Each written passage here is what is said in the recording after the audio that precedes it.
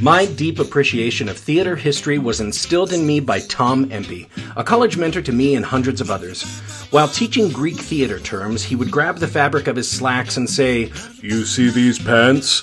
Euripides Eumenides," making light of content that could be considered rather dry and stuffy, while still maintaining respect for the art, which is what I want to do with this podcast. For each episode, I invite a guest from the many paths my theater career has taken me down. I give my guest no idea what we'll be talking about, but they know we're going to find an outrageous story about theater history and perhaps get a better understanding about why we're still doing it after all these years. So welcome to Euripides Eumenides, and I am your host, Aaron Odom. Today, my guest is a very good friend of mine. We went to college together. He has done a lot of things since we have graduated from college 20-some years ago. My God. My listeners, this is James Stress. Hello. What's up, Aaron? I am so glad to have you on this program. I am so glad to do this with you because, as I remember, you were such a lively spirit on stage and somebody that really had some great reactionary talent. Wow. Well, thank you. That's a great observation from the outside. I really, those are some years that I remember a lot of hyperactivity, a lot of fun on stage, but man, those went by like lightning. So it's great to be here. I'm glad to see you again, old friend. And wow, the memories just came flooding in. I remember, like weird tie-dyed leotards. I remember a particular nude leotard that I was put in as kind of a punishment of sorts. Do you remember my deer outfit from Mrs. Coney's Tale at Christmas? Oh boy. Yes. The one where the dingleberries showed. And the little boy stood up in the matinee and was like, "Look, Mommy, that's a boy deer." At least they were observant. There was a lot to see in that show. I'll just say that. We engaged the audience in many ways. So, since we have graduated so many years ago, what have you been doing and what are you doing now in the theater and performing arts world? That's a lot. It's been many years, like you said. So after I left college, I ended up in LA for a year or two, and I dabbled in a little bit of extra work and TV work and kind of had my Me Too moment in LA of all things. And yeah, I lived that life. Moved to Nevada and I went to college there. I had awesome teachers. I was under the tutelage of the musical theater legend, Mr. Glenn Casal, who's responsible for Kathy Rigby's Peter Pan. So he is the reason that my junior year of college, I got my equity card. I was doing Fiddler on the Roof at California Musical Theater with him and was graced with that wonderful, wonderful lottery blessing. Oh, wow.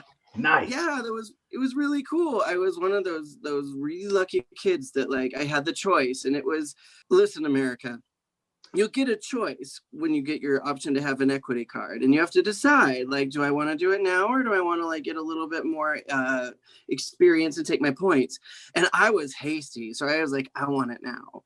So that happened, and I did that. I moved to New York and spent 10 years doing cruise ships and doing off-Broadway and doing workshops, and I spoke at universities, and I've had a really, really good time with it. I established after, just with you, I think we did 11 or 12 shows, and I've had maybe 42 or 43 under my belt now. And awesome. Then I won a contest in New York and established my own professional career doing cabaret art. And it was funny because I did a live cabaret at the Metropolitan Room in New York, and they required you to do it in drag, but it was 12 weeks of live singing. So no lip sync, no gimmicks, no ripping off your clothes and getting dollars. It was all standing in front of a mic and acting your story. And it was really difficult. Yeah. And they just themed every week. Every week had a theme. So you had to build an outfit to match it. You had to make your own song. You had to arrange it and then produce it in sheet music form so that the pianist there that was some sort of Eric Unruh legend that just knew how to play everything could pluck out for you. And so I lost that by one vote. And then the young, I know it was rough. The young man that won it left though 3 weeks later, and I got the second place prize. And as a result of her leaving, I assumed the responsibilities of that winning title, and I took the show from them that they gave me as a winning, and I ended up doing my own like live weekly show in New York City for 2.5 years. So it's been awesome. Now, I have followed you on social media. Is this persona the one that developed out of that contest? That is correct. My persona online, Mrs. Diana Carfire. Yes. I love that name. I love that name. Thank you very much. I needed a good one. I needed something to like really go there with. I told a friend about that the other day, and he's like, "What's the name?" And I repeated, and he went, "Too soon, man. Too soon." Right. But yeah, that's where she came from. I did about a year before that contest, almost exactly a year before that contest, I was asked to do the Rocky Horror Show, but they did like a Halloween spectacular review. So it was this one night only on Broadway. We did it at New World Stages. So like right on 8th Avenue there. And they asked me to do Frankenfurter. And it was so cool because I did it with myself. I was with Marty Thomas and Marissa Rosen and like all kinds of these amazing people that I like had seen on stage and had seen like on Friday nights, like at the cabaret. Yeah. And suddenly I'm doing the show. And so that's where the idea of that character came from, like being Frankenfurter. Because I was like, this is so rad. I'm like, I've always had like this weird stipulation of drag just being like this like fetish. I didn't like ever take the time to actually appreciate that it is ancient in the theater world that it is art. And so doing that like open up that world. So when I got offered the opportunity to do that cabaret, I was like, yeah, I'll try it, why not? and now it's such a prolific thing that like even my kids, I have 2 sons, they're 12 and 9 right now, and they watch Drag Race, and they were following their own queens, and they're like, I didn't think that she would get that far. And I mean, it was like talking to them about Star Wars, you know, because like you have these characters who are into this kind of thing, and when they're given a challenge, they'll bring this to the table, and I'm like, whoa, this is crazy. I love this. It's so wild. Yeah. And the creativity and the rehearsal involved, like some of those people are just, the talent is ridiculous. And it's definitely and awesome. And I will tell you, like straight on, you've known me for years, like that shit ain't comfortable. Like I am done after 2.5 hours. People are like, you want to go out? And I'm like, oh no, Karen, I'm going to the bathroom with some wet wipes. I'll be back out in sweatpants. And we can go get a margarita, but I am not going out in these heels. Are you kidding me? I have to go take this couch off my ass. Like, and not only that, tape. The tape. I'll just come watch. So we can find that on Instagram, Diana Carfire, just as you would expect it. Check it out. So awesome. That's really cool. Well, thank most you of that stuff I think I knew, but that was really cool. Wow. Awesome. Yeah. So I have a fun story about theater history for us today. I'm excited. Yeah. James, how much do you know about the Puritans? Woo! I mean, I know a little bit about the Puritans. I'm sure you can give me a refresher course and we can talk about a lot. I went to Catholic school, so I was versed a little bit in their ways and their influence on theater. Yeah, well, those guys, the Catholics and the Protestants, they had some things to say about each other. But we'll get into this a little bit. We're going to go back a little bit. We're going to start in the latter half of the 16th century. The Puritans had gained some considerable following in England during the years of the English Protestant Reformation. So, as you may recall, around that time, the Protestant Reformation was happening throughout Europe, but the big catalyst for it to occur in England was King Henry VIII being denied an annulment of his marriage. Yes, he did. So he could score with a younger, hotter version of his current wife. Oh, and possibly produce a male heir. Not that he had a type or a fetish. It was the way it was. Is your name Anne or Catherine? You're in. Fine. I like it. Do you have attachment to your neck? No? Good. So, despite that, though, the idea of a Protestant church being at the heart of English culture appealed to a lot of people. Now, the Puritans were a group of English Protestants who frankly thought that the Church of England did go far enough during the English Reformation to separate itself from the Catholic Church, which really was Yes. what the whole Protestant Reformation was about. We're not being Catholic anymore. Well, and I mean, that is probably playing into what you're about to talk about, like how it roots into theater, right? Yeah, there's a little okay, yeah, you're getting there. In fact, the Puritans basically wanted to make sure that they were markedly separate from any other faith, including other Protestant faiths. Moreover, they were strictly against anything that they determined to be bad behavior.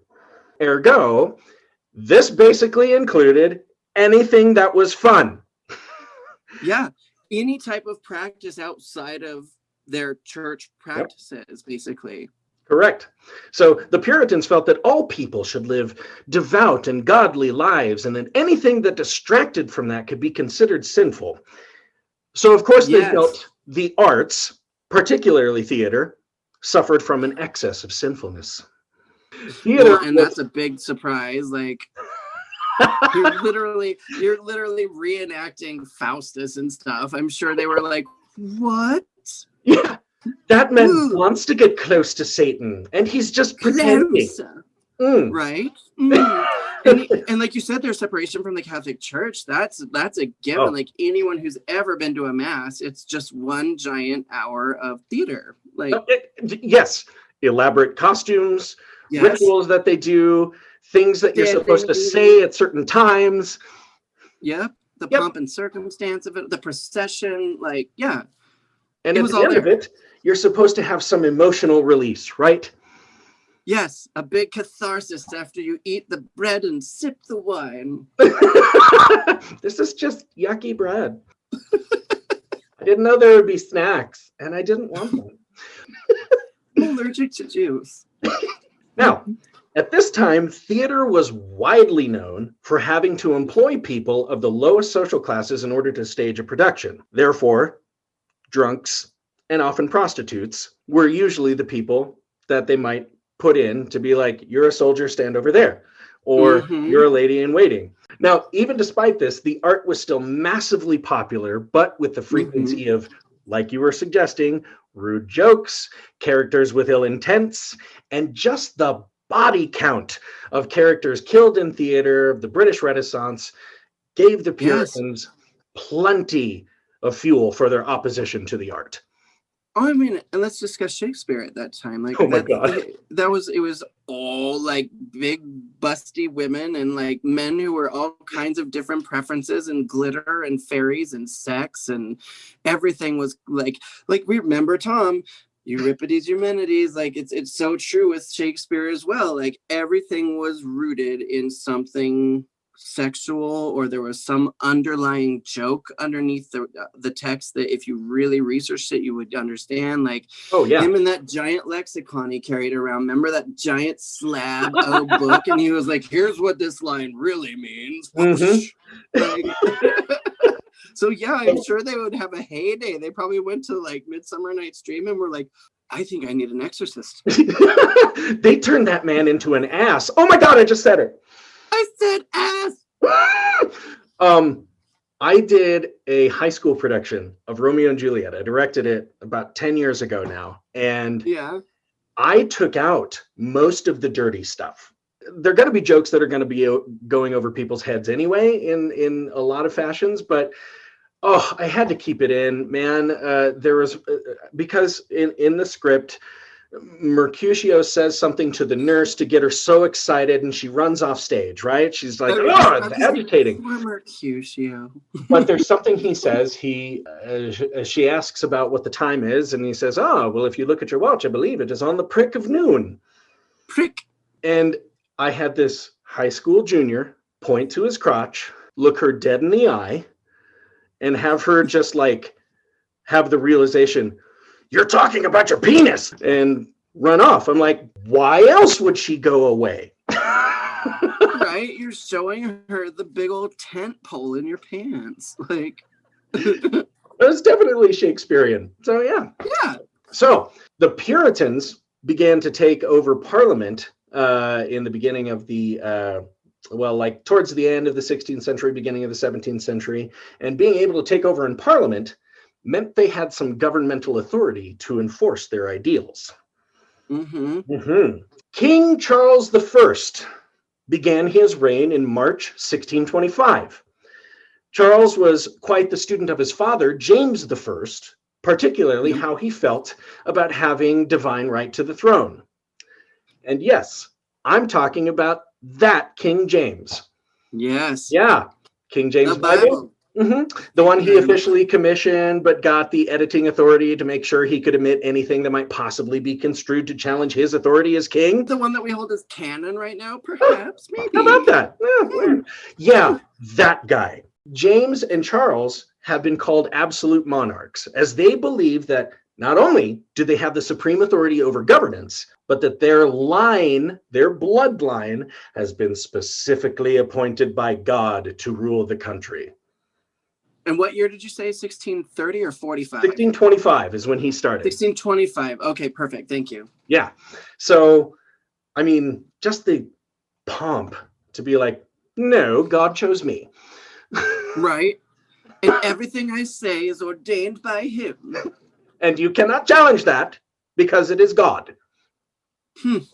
Okay, but you still ran over my dog. Off with your head.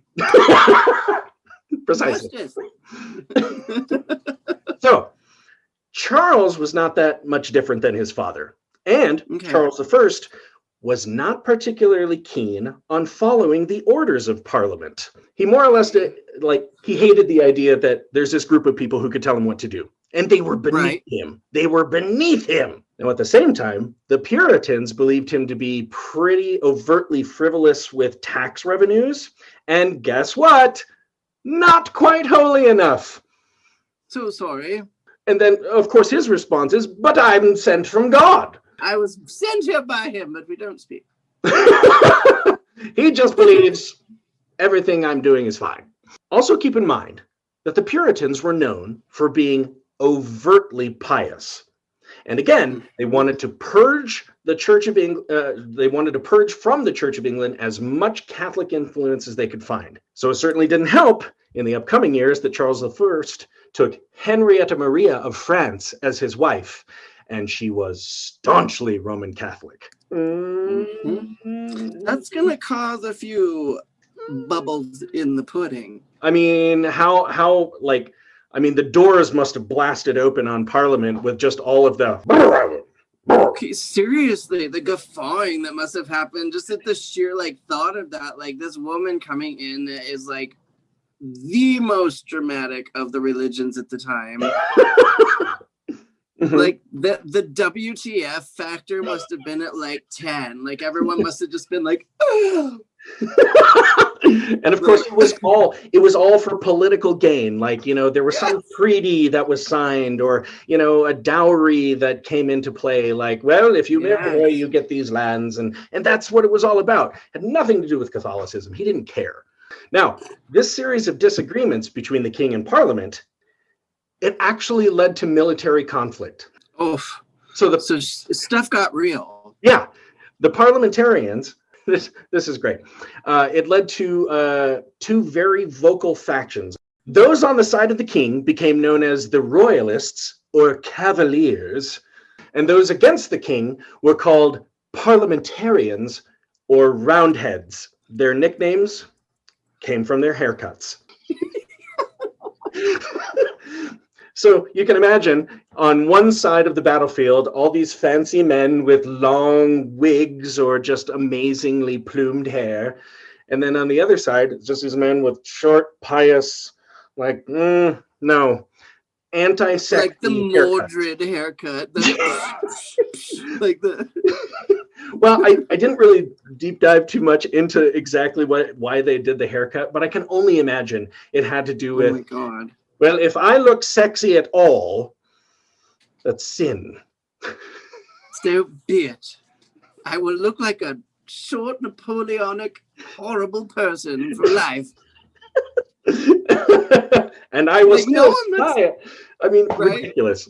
I love it. Can you imagine? No one looks good with that haircut. They did a good job. Can you imagine Brad Pitt with that Earl Flynn, Like, now, the Cavaliers were in favor of this absolute monarchy, while the Roundheads demanded a constitutional monarchy. So basically, does the king just get to rule the country undisturbed, or can Parliament have a voice in how the government's run? Okay, so like actual kind of interesting political debate. It's not like, Yeah. you're for this church and we're not for this church. We actually kind of had this idea about democracy. yes. Can we do this?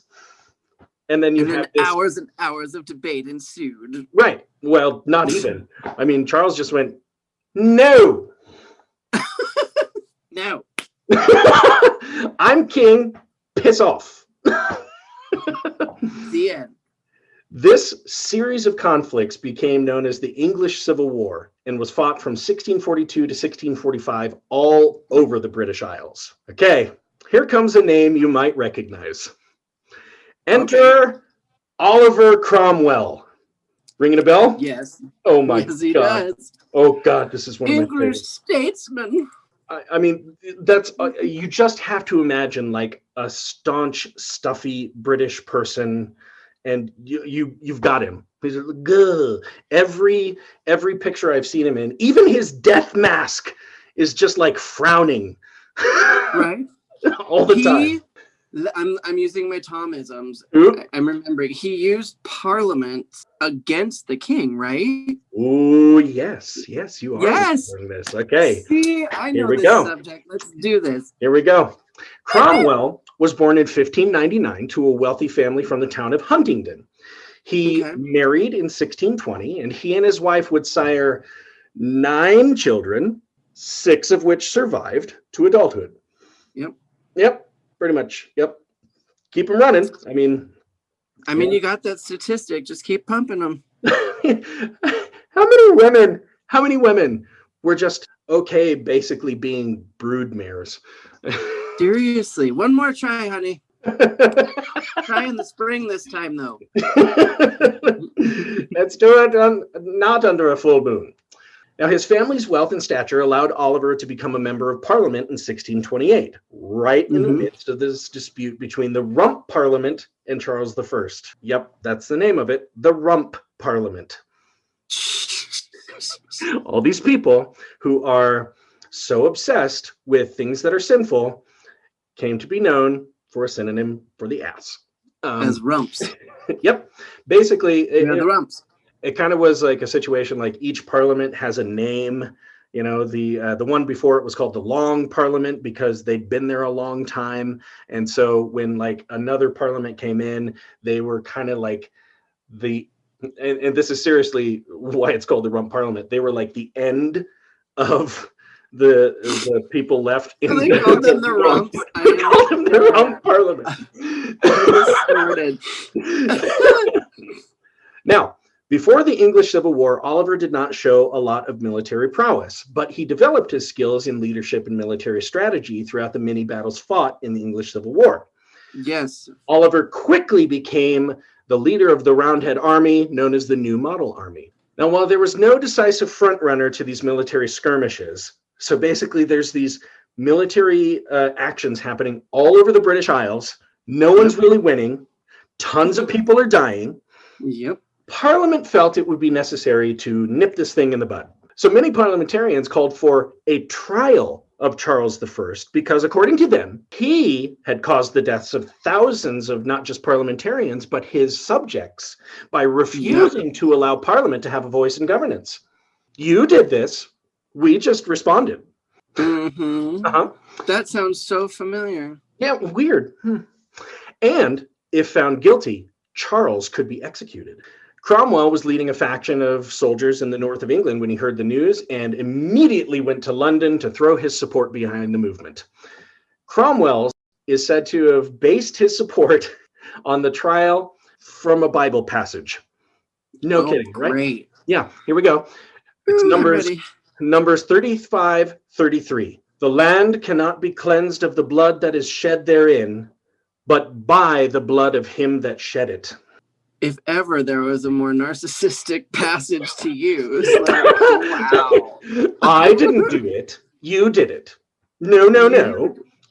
Yes, I swung my sword and cut the heads off of many people as well, but they were running at me. You advanced.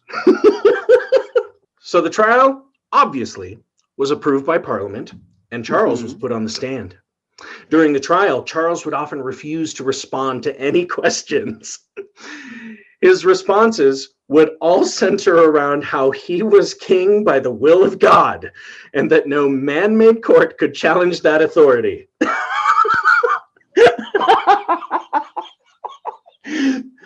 Sir, how do you plead to these charges? God told me to. Yes, but you sent factions to Ireland to destroy them, and I don't see how that would be God's will. But that doesn't matter, because it is.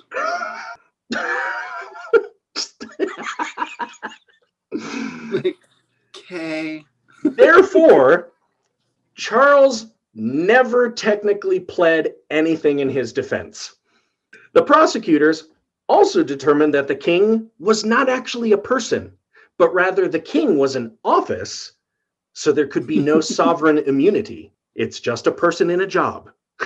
I mean, like, they had those webs woven deep even back then. I mean, they weren't messing around. Jeez. They were not. I mean, why was this not step one? Exactly. Put them that on is trial. Like the question throughout all time. Like, why wasn't that the first thing that you tried to work through? No, let's convince a lot of the people in this country to go fight and die, and the one with the bigger body count loses. Because. Okay, cool. Are you gonna like hide in the forest and like kill each other? Nonsense. We're going to line up in straight lines and shoot. So obviously, the court found Charles guilty, as his answers were not really a plea for his defense. The alternative, this is great. Oh my God, I love this. This is actually a method that they used in court. The alternative to getting him to make some sort of plea would have been to apply pressing stones. Have you heard of this practice? Yes, actually, I looked it up. It's so funny that you say that because it was in Game of Thrones. Oh, yeah. And I looked it up after that episode and learned that it was a real thing. They would literally just stack stones one at a time on top of people's chests until they smashed them. Like, or they confessed, and then they would kill them slower. Yeah. That was terrible. Can you imagine? That must have been just the most awful. Oh, yeah. I mean, nothing like waterboarding. Nothing. It's no, the best. No. I mean, at least they could still breathe. Mostly. Can you imagine they were just like, let's just leave him out here for dinner. We'll be back.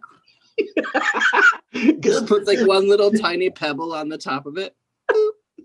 Right? I'll never talk. Squish. Now, Charles was sentenced to death by beheading on January 27th, 1649. During the rest of Cromwell that day, he signed the death warrant, didn't he? Oh, he was like the third one. Yeah. So, during the rest of that day and on the following day, signatures were collected for the death warrant. This was eventually signed by 59 members of the parliament and the court it established. And this included 2 people who had not been in the courtroom when the sentence was passed. That's crazy. I mean, where did those guys go? You went out for lunch. Come here. Right. I know the soup is fabulous, but I need you to sign this bit of parchment. Charles was executed 3 days later on January 40th, 1649. Then is where the real fuckery happens. Oh, this is amazing. Charles had a son, Charles II. Charles II had accompanied his father on many military actions during the English Civil War. His father even made him the commander of the English forces in the West Country when he was only 14. Let's think about that. Hormones exploding everywhere. And they're like, do you want to lead everything? Sure. I'm good. I'm having some thoughts about girls. Kill everyone!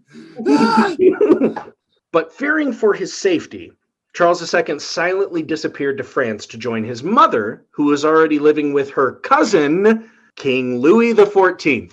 The Sun King, the one who commissioned the Palace of Versailles. I mean, talk about a king who made sure he had the best of everything.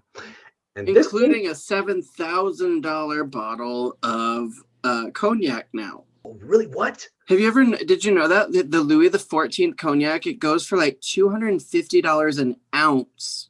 And you want to know what blew my mind even harder?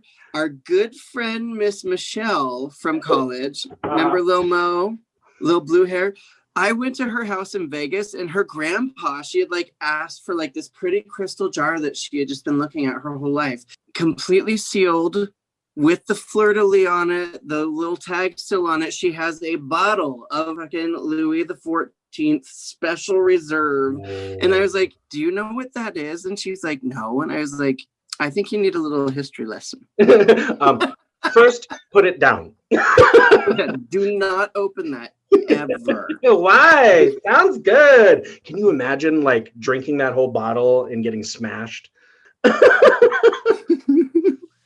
Anyway, pouring whiskey back in it. I'm so sorry. This cognac tastes like Jack Daniels. Now, Charles did try to assist his father from afar in the last years of his father's conflict with the Roundheads. Charles II moved to The Hague in Denmark, where he tried to muster a navy to join his father's forces in England. He didn't get that done on time. No. It kind of was a calling card of Charles II that he tried really hard and procrastinated a lot. Yeah, Now, in this instance, this may have been because he had a somewhat thorough but quick affair with a woman named Lucy Walter, who would bear the first of Charles' illegitimate children. And we'll get into that later. Yes. Now, regardless, Charles II's attempts to save his father were pretty unflattering, and he returned to Versailles, where he remained in exile until 1660.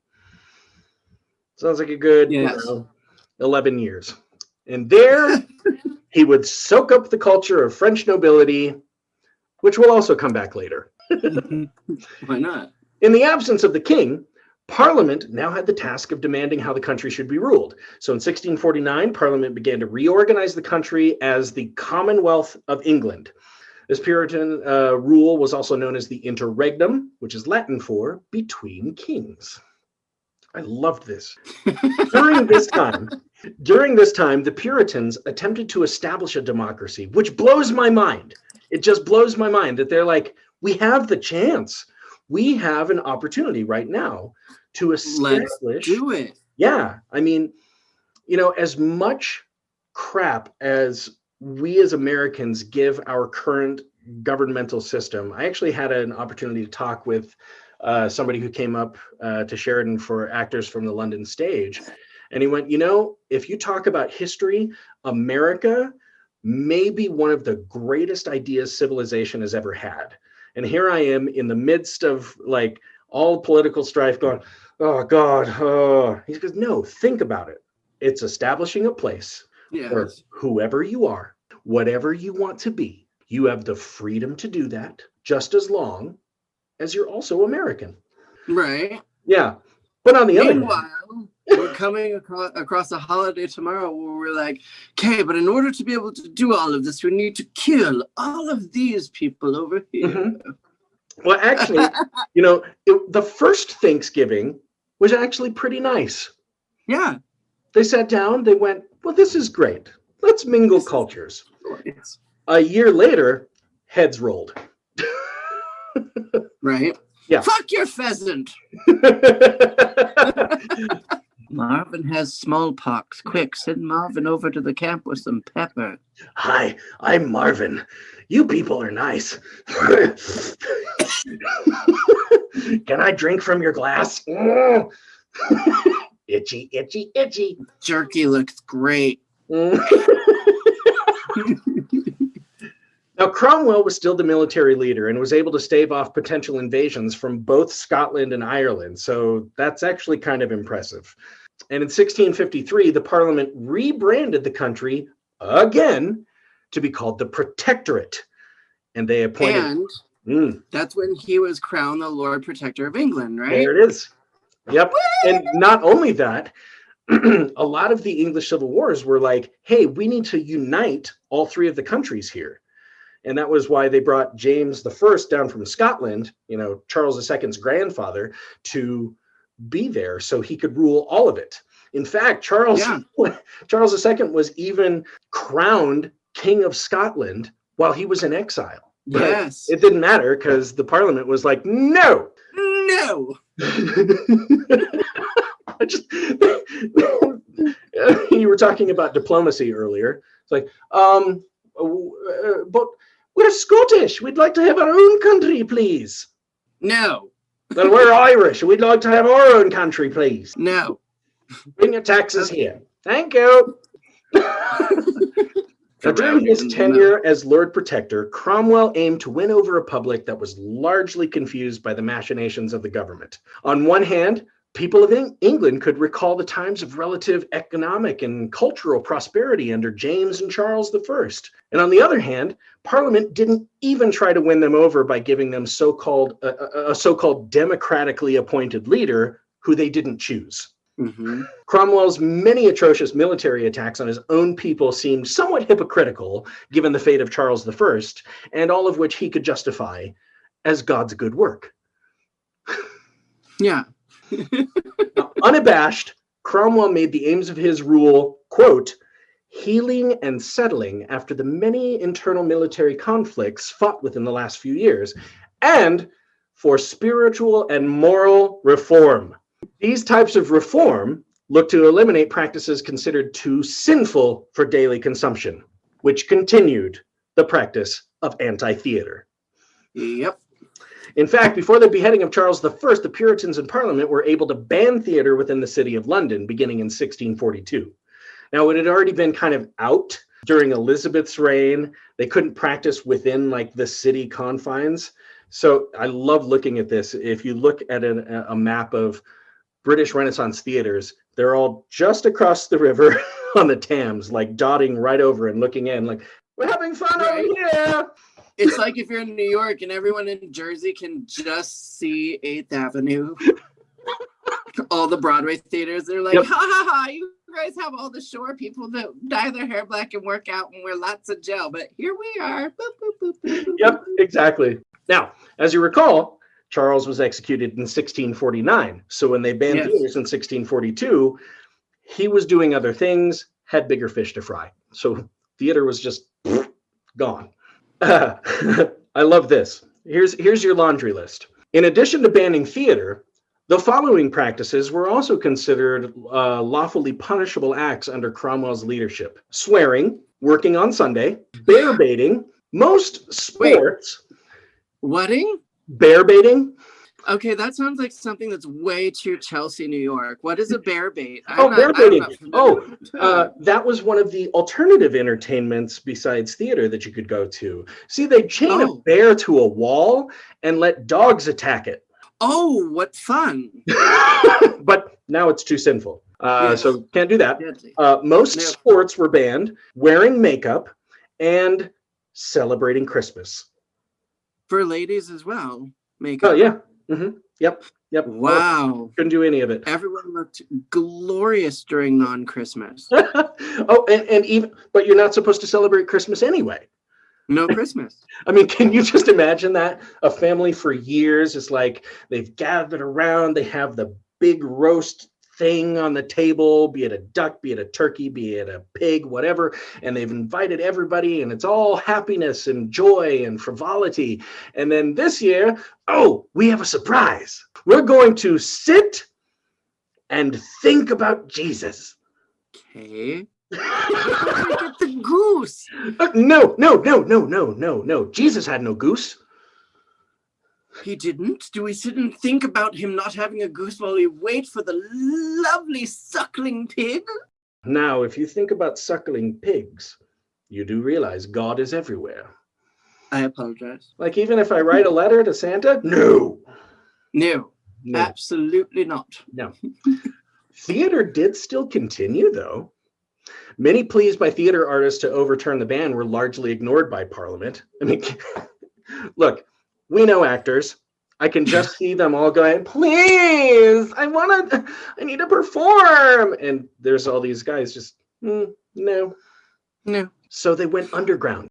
I like to think of them as speakeasies, kind of. One such was the home of playwright William Davenant, who turned a room in his house called the Rutland House into a private theater where his works and those of other writers considered seditious could be performed. So you could only come if you got an invitation, and the invitation would be coded, and you're going over like you're going over to, do a Bible study. I love it. In fact, a performance of his The Siege at Rhodes at Rutland House in 1656 is considered to be the first performance of an English opera. Happened during this time, underground. Can't stop them. That's amazing, right? Yeah, They're right? like, we're still doing it. Thank you for coming, both of you. Did you go see a play today? No. I did not either. And this was basically the rule of the land in England. Cromwell ruled from 1653 to 1658, and even though he was offered a crown, he refused it, stating that the wars were fought to remove the office of the king, and he thought, mission accomplished.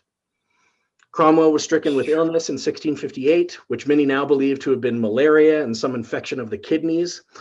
I tried to find it. I couldn't. I know I read this somewhere and I couldn't find it, but somebody described his urine as thick and dark as wine. Whoa. And I'm like, ooh. Maybe keep that to yourself. He's not well. Right? What's wrong? Wow. Pissing wine. Kissing Sauvignon Blanc. It's a rather poor vintage, but I think we could pass it off. He died at age 59 on September 3rd, 1658, and was laid to rest in Westminster Abbey with the same regalia as the funeral of James I. Cromwell was succeeded by his son Richard, who simply did not carry himself with the same pomp and military fervor as his father, and despite their best efforts, the many democratic experiments of the Puritans largely failed. The country was no better or worse off than when the Puritans came to power, minus the several thousand citizens who died in battle. Well, we tried. It was an excellent effort. Fearing the collapse of his country, one of Cromwell's generals, George Monk, M-O-N-C-K, took up some of his regiments to march on London and replace the current Rump Parliament with the remaining members of the Long Parliament and set in motion the actions to restore Charles II to the throne of England. Then all of Parliament dissolved and a general election for Parliament was held for the first time in almost 20 years. All this while, Charles had been living something of the sweet life in Versailles. As Louis was an extraordinary patron of the arts, Charles experienced the finest arts that Paris had to offer and was quite fond of intermingling with other wealthy arts patrons.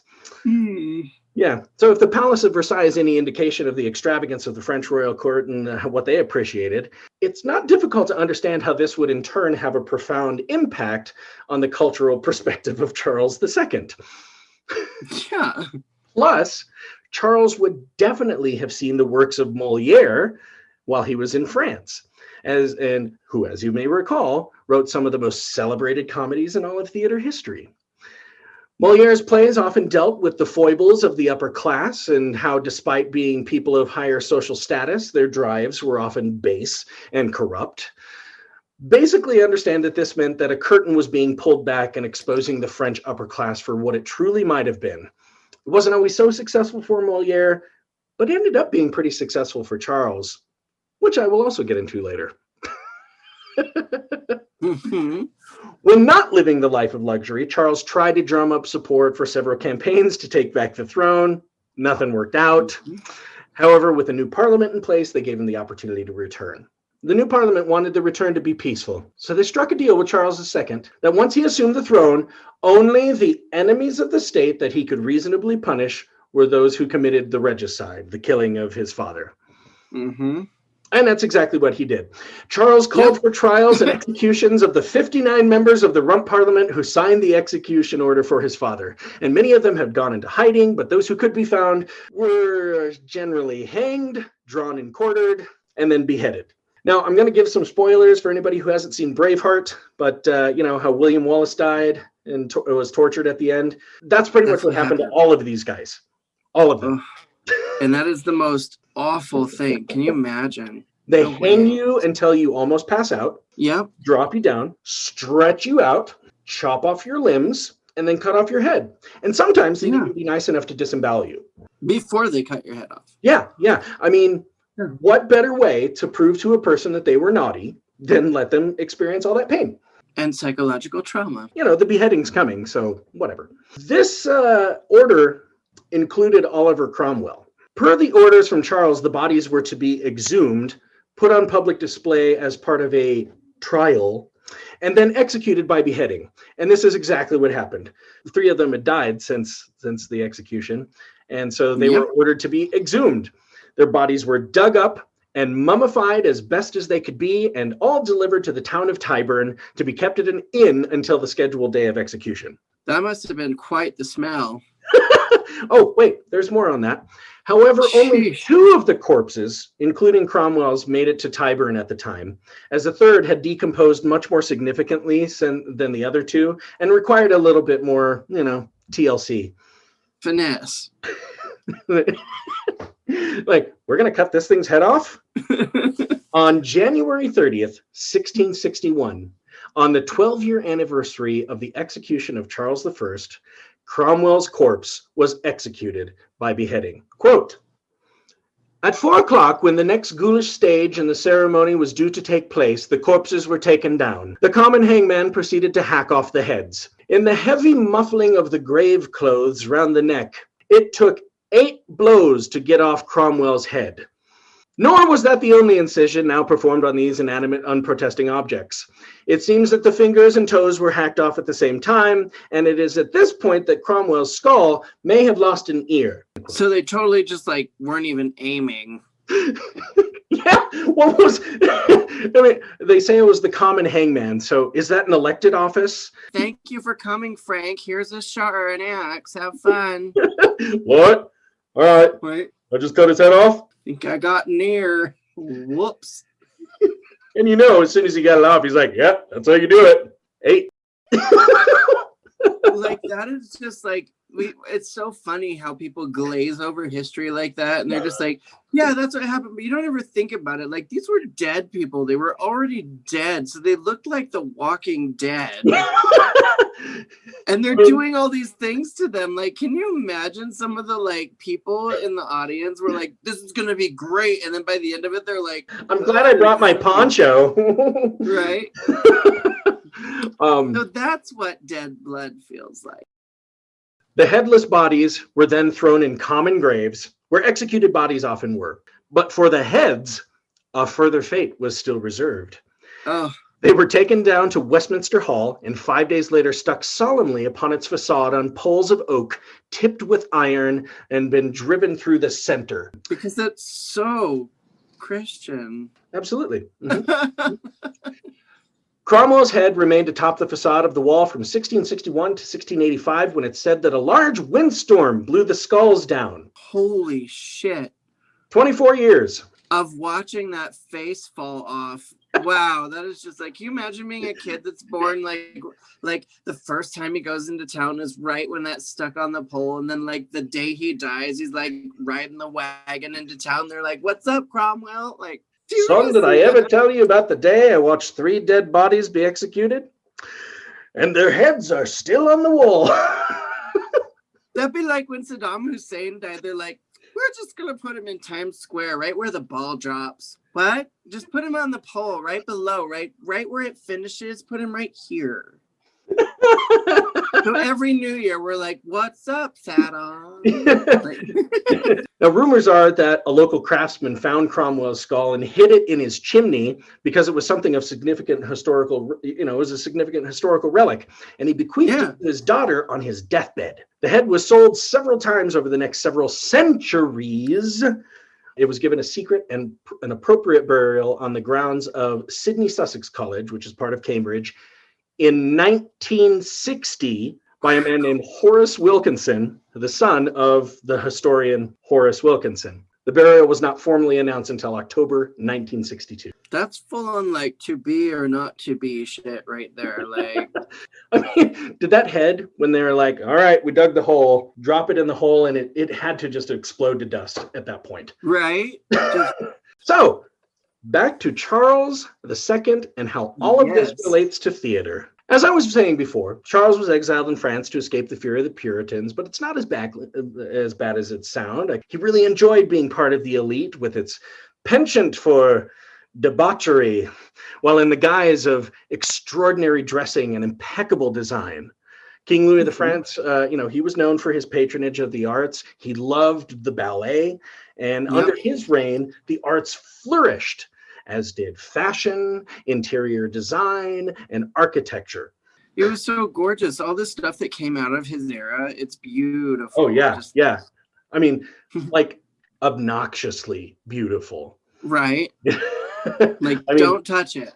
So, during the Commonwealth, the Puritans had stripped all the nobles of their titles and rights. And after the punishment of his father's persecutors, one of the first actions Charles II took was to restore these rights back to the nobles or their next suitable heirs. So, of course, on the surface, this was done to assuage the public. We're getting back to normal. We're reinstating things. This period is called the Restoration, after all, not only in the sense of restoring the king to the throne, but also in the sense of restoring stability to the land. Mm-hmm. But on the other side of this coin, Charles was setting up a casual band of his own cavaliers with whom he would regularly cavort and frolic and carry on. Mm-hmm. One of Charles' favorite ways to play with his new courtiers was to patronize the arts. Early in his reign, Charles lifted the ban on theater and gave licenses to several companies to reopen the stages of London. Now, while Charles did not exercise much authority over what type of theater was to be representative of the period, Molière's influence quickly became apparent. Most of the prior ages in theater generally categorized plays into either comedies or tragedies. And while the Restoration is not necessarily different, the tragedies of the Restoration are almost non-existent in comparison to the comedies. Frankly, Charles wanted to enjoy his time out with his friends and didn't want to get too deep or contemplative. Therefore, the British Restoration is known for its comedies, more specifically its bawdy comedies, which showed the aristocracy for what it was. A seedy group of pompous men and their mistresses, all showing how witty and overtly sexual they were. Basically just telling it like it was. Yeah, absolutely. And there was no shame. No shame. None. The plots of these plays often involve the wealthy in the midst of their sexual conquests and good-natured trials of wit with each other, and the lower classes trying to be like the upper classes. Yes. And for those of you watching that took any type of studio acting classes, this is called the comedy of manners era. Ooh, yes. Now, before I get too deep into that, I'll preface this next session with one of the great things that did come out of Restoration theater. Women! Yes. Women were allowed to perform on stage. Finally. Yes. This had not been the practice through like virtually all of Western theater, and women's parts were often played by boys or effeminate men in women's costumes. Ergo, drag. Drag! Hello! However, according to Charles, he required that women's roles be played by, quote, their natural performers, end quote, and who better to understand women than women? Duh. This actually led to a fairly significant feminist victory in the world of theater. Not only were women allowed on stage, but written works by women were allowed on stage. Aphra Bean was known for her comedies of intrigue with complicated plots and daring exploits of romance. Her best-known play was The Rover. This play centers around two Spanish sisters living in their father's home in the Italian city of Naples during the annual festival of Carnival. One of the sisters, Florinda, is to be married to an old nobleman who is a friend of her father's, but she is in love with a handsome British military officer named Belleville. Her sister, Helena, is to be sent to a convent once carnival festivities are over. Now, while they are in disguise as gypsies at a carnival event, the two sisters see the objects of their respective affections. Florinda is barely able to express her affections to her love before the festival attendants around her identify her and thus her secret love. Gasp! Helena, meanwhile, has spied Wilmore, the Wilmore. rover, Yeah. and she tells his fortune while pretending to be a gypsy and falls madly in love with him. Now, without spoiling too much more of the plot, a famous courtesan, high-class whore, Angelica, Yep. she enters the picture. Wilmore and Angelica flirt like crazy. They go off to commit bedroom antics free of charge, as Angelica has now fallen head over heels for Wilmore. Later, Yes. Wilmore boasts to his friends of his sexual exploits with Angelica, all the while unaware that Florinda and Helena have been eavesdropping on the whole conversation. Later, there's more mask play and women dressing up as men to interrupt amorous endeavors, and eventually, it all ends pretty happily. Yes. Eventually. So this is just an example of like what these kind of plots did. They were very complex, very witty, used beautiful language. All was about men trying to put their thing in some other girl and bragging to their friends about it. And the women, well, at this time, it was actually seemed a little out of place for a woman to approach a man and say, I like you. Yeah, and these were before the days of toxic masculinity, were before that was even a definition. Right. So men at that time, they were all different kinds of men. There were strapping men, there were hunters, there were fops that were like fezzy wigs and had rosy cheeks, and women went bonkers for them, and it was considered just totally fine. Like, yep. It's fine. Just do it. It was just expression. Yep. I mean, women just basically had to stand there and wait for a guy to come up and go, well... Yes. They had to literally like place themselves in the candelabra light just so and wait. With a little fan. Right. I'm about to pass out. How are you, Margaret? Like I was saying, this was the type of plot that often found its way to the Restoration stage. Quote, the best known fact about the Restoration drama is that it is immoral. The dramatists did not criticize the accepted morality about gambling, drink, love, and pleasure generally, or try to work out their own view of the character and conduct. What they did was, according to their respective inclinations, to mock at all restraints. Some were gross, others delicately improper. The dramatists did not merely say anything they liked, they also intended to glory in it and to shock those who did not like it. They wanted people, it was like the Inquirer, they wanted people to leave the theater and talk about it. Because it was relatable and people hadn't seen that on stage in so long. It was so boisterous and so large, but people related to it because it was secretly what everyone was going through anyway. And right. And what's kind of fun about that is it also just feels like this huge, collective, long-winded sigh of relief. Yes. Everyone's like, "Woo, I can relax. I can relax and laugh at dick jokes again. Yay!" Yes. Thank you, dick jokes. Yep. Now, it should also be noted that the plays of A for Bean more often involved eavesdropping, espionage, and women ultimately being somewhat more clever than men. And perhaps this was because Bean was employed by Charles II for a time as a spy. But when he refused to pay her expenses for her work, she had to turn to playwriting in order to survive.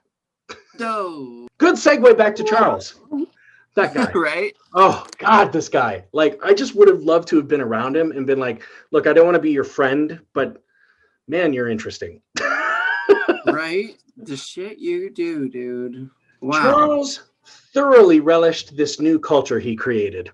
Not only because it put him consistently in lavish settings, but because the approved art form celebrated the type of behavior that he was most often associated with: elitism and debauchery.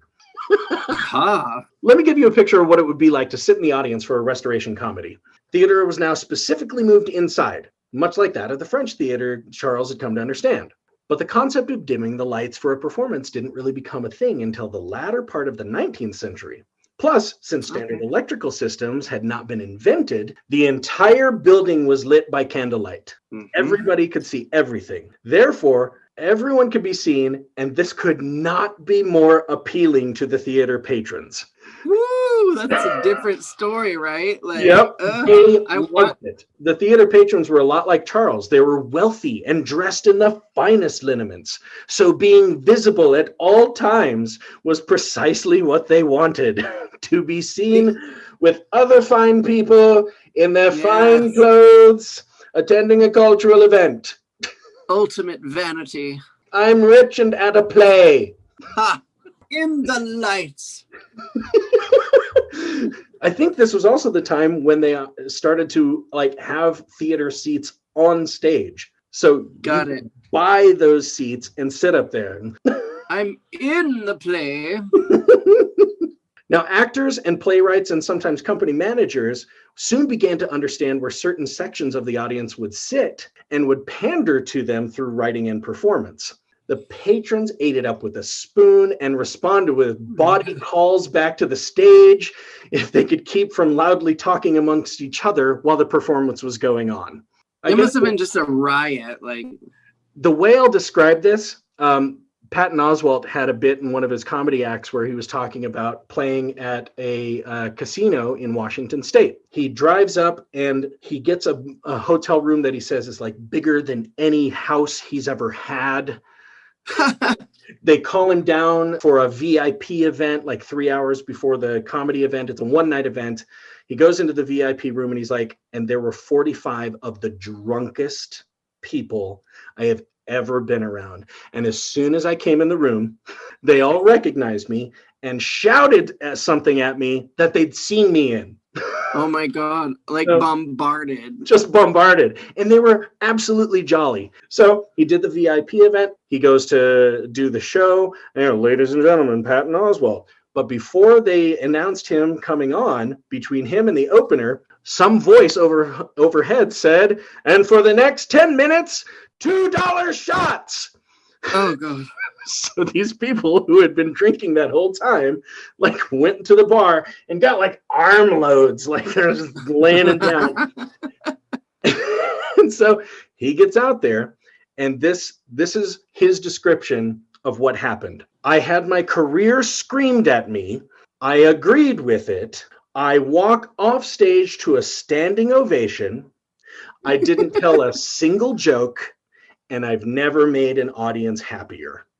Can you imagine the shock of that night to him? He was probably just like, I can't fucking believe what just happened. And that's exactly what was happening with every Restoration theater. I mean, they'd have their little flask and pop in, and then, we're going out to dinner afterwards. They're in the middle of a play. I know. Fine. Bring them some to the stage. It's 4 acts. Now, much like that audience, they soon began to see familiar faces on the stage, and celebrity actors were born. Restoration audiences fully flaunted their thinly veiled improprieties in public at the theater. Most often, nobles were seen with their most recent mistresses, or whichever they cared to bring along. And Charles was no different. I should mention that Charles did actually marry, and mainly for political gain, as we discussed his father did. He married a princess from Portugal, Catherine of Braganza, which earned him a military alliance with nearby Portugal and a host of lands and titles that served as a dowry. However, he sired no children with Catherine. There were attempts, but each attempt ended in a miscarriage, so she couldn't have babies. While Catherine loved her husband, she couldn't really stop the will of the king. Charles took great advantage in this freedom. He even appointed one of his favorite mistresses, Barbara Palmer, as a lady of the bedchamber for his queen. This is the lady I'm banging. Anyway, she's going to be dressing you. Have fun. And Catherine did her best to resist, stating that she would take her entire company and leave for Portugal. Charles then proceeded to fire Catherine's entire company. So she put up with the arrangement, but was markedly absent from the king in public. Mm-hmm. Barbara eventually bore Charles 5 children. Now that is an arrangement. And not only did I get you employment, but you live at the palace. Hooray! Another mistress that Charles had was Nell Gwynn, often being noted for her wit, her bright spirit, but of course her excellent looks. Nell caught the eye of quite a few during the age and was frequently referred to simply by her first name, which is appropriate, as she had something of a persona, the likes of single-name celebrities like Madonna or Cher. Mm-hmm. Now, Nell was an actress on the stage, and while she would often play the female part in a young pair of lovers, her primary claim to fame was in breeches roles. In this context, a breeches role is one in which a female character dresses as a man for her own devices, and it became Nell's specialty. Now, Nell met the king while attending the same play. They sat in boxes right next to each other. And throughout the performance, the flirtation between the two became quite obvious. Afterwards, Nell invited the king to dinner, which he accepted. At the end of the dinner, the king and his manservant realized that neither of them had any money, and Nell had to foot the bill. Of course she did. Good old Nell. Jesus. Well, it was a lovely time. I suppose I should get back to the palace. Oh, I didn't bring my coin purse. I've forgotten my coin purse. Nell, toodaloo. I'll send for you later. Now, didn't seem to dissuade her much from the king's charms.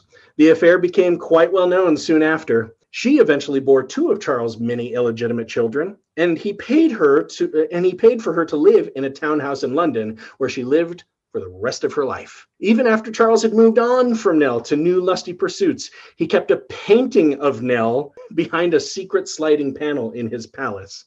The painting featured Nell as the goddess Venus, with their child, Charles Beauclerk, attending to her as Cupid. Both of the figures were completely nude. In a totally like peekaboo panel. Absolutely. Like he just turns around. Slide. Like lock the door. Click. I'm looking at my painting. It's my painting. Charles died in 1685. His legacy is dubious at best. Quote, he was the playboy monarch, naughty but nice. The hero of all who prized urbanity, tolerance, good humor, and the pursuit of pleasure above the more earnest, sober, and material virtues. While a fairly sizable faction of his subjects weren't all that keen on taxes being raised, only to see that Charles would use state funds to pay for his many extramarital affairs, he still remained popular. Charles was quite public for a king, and frankly, enjoyed the same delights as virtually everyone on the social class spectrum. In fact, there are a lot of stories where after he'd get done with the wealthy people, he'd be like, let's just go to a pub. Okay, almost done here. This is great. Charles had at least 7 confirmed and public mistresses, all of whom bore him children, and acknowledged no more than 12 illegitimate children. This does not take into account all of the rumored mistresses he had, which were many, and thus many more unacknowledged children. He was a hooker. He got around. He got around. And he wasn't exactly like a looker. If you've seen pictures of him, he had a gigantic schnoz. Big old nose and a weird little creepy mustache. Yeah, like the pencil mustache. It was like Captain Hook. It was like his ugly, creepy cousin. Now, much to the chagrin of his subjects, many of the illegitimate children were granted titles and lands. In fact, several descendants of Charles II's illegitimate children are still members of royalty today, including Prince William of Cambridge, whose mother, Princess Diana, descended from 2 of Charles' illegitimate sons. How crazy is that? Come back around, why don't you? In theater, the Restoration period is generally considered to have ended in 1700, although many of the playwriting and acting characteristics carried on long after, developing into new types of comedy, all still relatively about the wealthy and their many sexual endeavors. And that is the story for today. And we are happy with it. It was fantastic. The story of Charles and the Puritans. Oh my God. I just think about that. How frequently throughout history have we seen like periods of such staunch oppression be met directly with exactly what they tried to stop? Exactly. Well, and it's funny because you can see it even now, like the hypocrisy of people who write their own history. The perfect example is these people that were trying to put a stopper on theater, but in their giant theatrics to stop theater, they told their own story that you and I just reenacted. Like, it's hilarious. Like, oh, yeah. Aphra Bean was even known to write Puritans into her plays, and they were often like either villains or people that could be made fun of. It didn't give them any respect. You know, when I teach this stuff, I often refer to it as a pendulum. I mean, an era will go in one direction for so long, and then it will reach its maximum point and start going back the other way. And sometimes that swing is very fast, and sometimes it takes a while. This one, I mean, it went from one extreme to the other, like now. 11 years of, well, we are the Puritans and don't have fun. Are you wearing makeup? Off with your head. It's for your own good. To, well, what are you wearing? Can it lay on my floor? Right. I can't have anything that takes longer than 45 minutes to take off. No laces. Full 180. It's crazy. You go from, like you said, from wearing nothing, zero, total minimalism, people looking like Fiddler on the Roof for like years and years. Oh, like, the Roundheads. What is she wearing? You know? Pay attention to the show. Nonsense. Look at that petticoat. So, yeah, there we go. That's the episode of Euripides Eumenides. We learned that you stifle people long enough, they're going to explode. The end. And they did. Hope to see you then. Thanks for listening, and we'll catch you next time.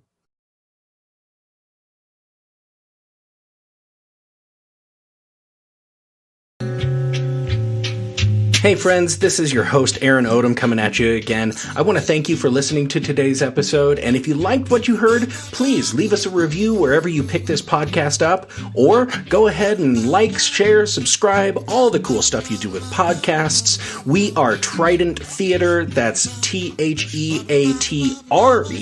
You can find us on social media, Facebook, Twitter, Instagram, or at our website, www.tridenttheater.com. Once again, this is Aaron Odom, and we try to get a new episode out every 2 weeks, so hope to see you again in a fortnight.